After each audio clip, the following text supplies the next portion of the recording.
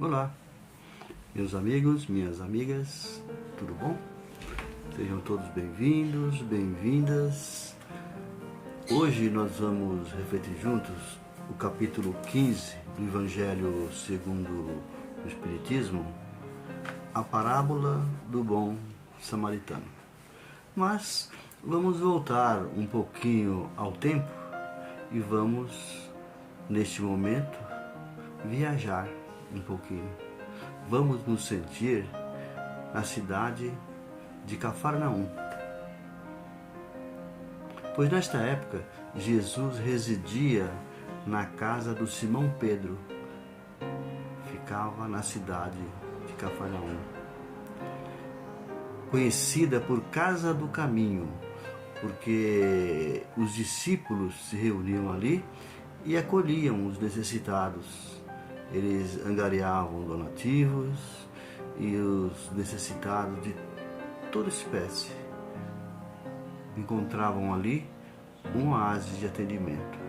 Inclusive os peregrinos, aquelas pessoas que viajavam de uma cidade para outra, que naquela época a viagem era feita a pé.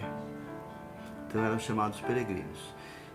E nesse dia, Jesus chamou os discípulos e comunicou-lhes a necessidade de ir até a cidade de Jerusalém para a comemoração da Páscoa. Jesus sabia que seria a última Páscoa que ele passaria com os discípulos. Ali na cidade de Jerusalém, ele seria supliciado. Mas ele fez uma mudança. Ele disse para os discípulos: eu preciso passar por Samaria. Para termos uma ideia, de Cafarnaum a Jerusalém era em torno de 140 quilômetros a pé, pelo deserto. Daria em torno de 10 dias de viagem a pé. Passando por Samaria, teria que contornar um local mais longo, um caminho mais longo. Aí passaria para em torno de 15 dias a pé. Os discípulos estranharam um pouco, porque os samaritanos eram inimigos dos judeus, ou seja, o pessoal da tribo de Judá. Eles eram considerados impuros, pois quando sofreram uma invasão, eles se miscigenaram com os invasores, os homens com as mulheres com os homens, e tiveram filhos com os invasores. Então, segundo a tribo de Judá, eles se tornaram impuros e fizeram a grande separação, teve um grande cisma. Jesus, naturalmente como judeu, ele pertencia à tribo de Judá, ele não seria bem-vindo. Mas a passagem de Jesus por Samaria trouxe muitos ensinamentos. Um deles que nós conhecemos é o encontro de Jesus com a mulher samaritana no poço de Jacó. Mas hoje nós vamos estudar sobre a parábola do bom samaritano. Então, Jesus prosseguiu essa viagem em torno de 15 dias, peregrinando, e finalmente chegou a Jerusalém. Ele veio montado em um burrinho. E o pessoal, quando Jesus estava entrando na cidade, jogavam flores, jogavam galhos de árvores, chamando de Hosana, chamando de Messias. E Jesus era uma figura iluminada.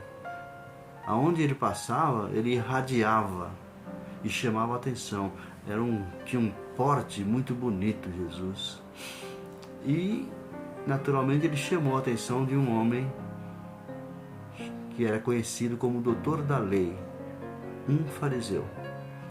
O fariseu, naturalmente, aproximou de Jesus com segundas intenções de desmoralizá-lo. Não perguntou se ele queria água, se os discípulos estavam com fome, nada. Chegou e falou: mestre, o que devo fazer para ganhar a vida eterna? Se Jesus dissesse, faça o que eu digo, siga os meus ensinamentos, ele seria apedrejado ali mesmo. Porque o ensinamento daquela época a ser seguido era o ensinamento da Torá, onde continha as leis de Moisés. Se ele falasse, sigam a lei de Moisés, ele teria uma contrariedade com os discípulos. Aí Jesus disse para o fariseu, em tom sereno,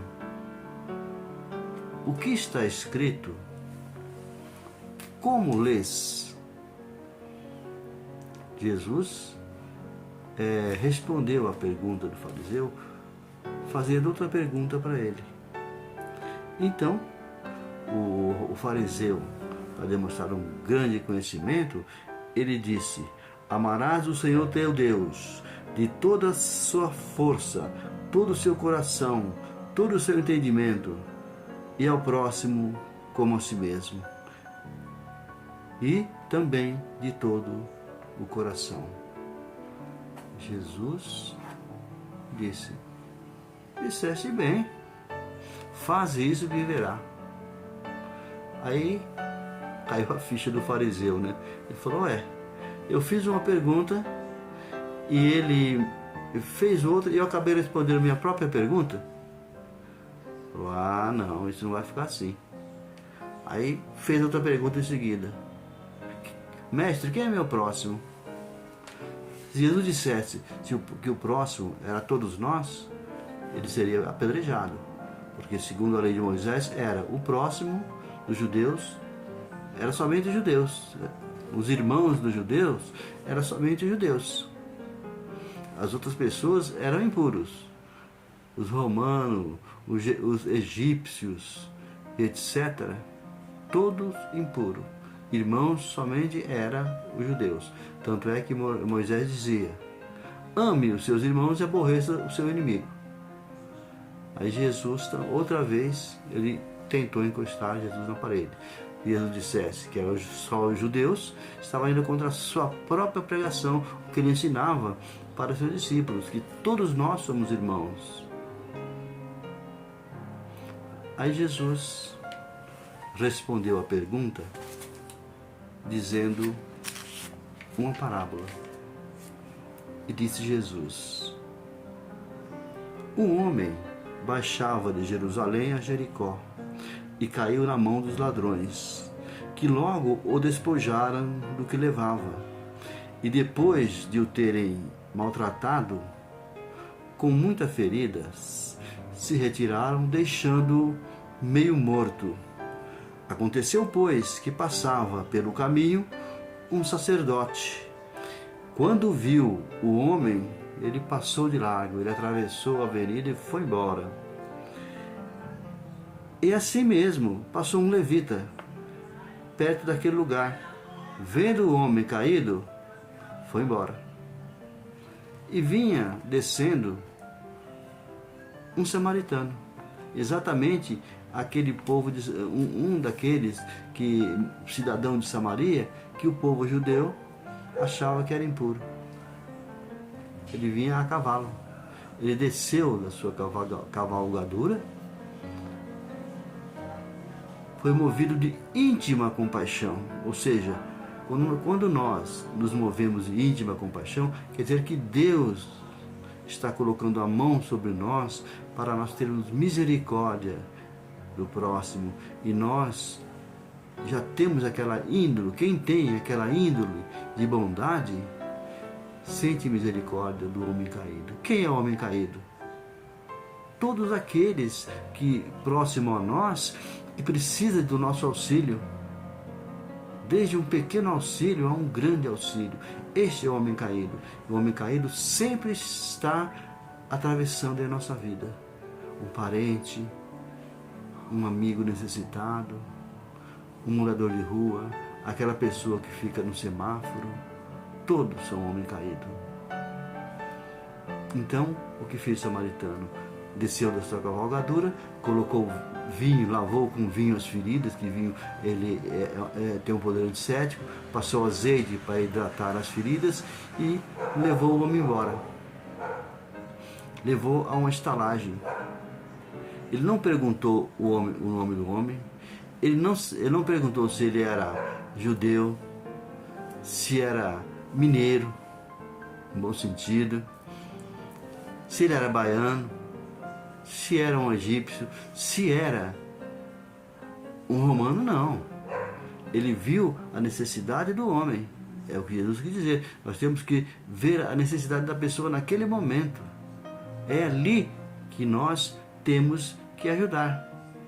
Foi esse homem que era chamado impuro, ele fez.